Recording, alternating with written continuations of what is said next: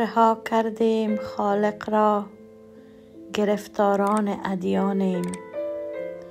تعصب چیست در مذهب مگر نه این که انسانیم؟ اگر روح خدا در ماست، خدا گر مفرد و تنهاست، ستیزه پس برای چیست؟ برای خودپرستی هاست. من از عقرب نمی ترسم ولی از نیش می ترسم، از آن گرگی که می پوشد لباس میش می ترسم.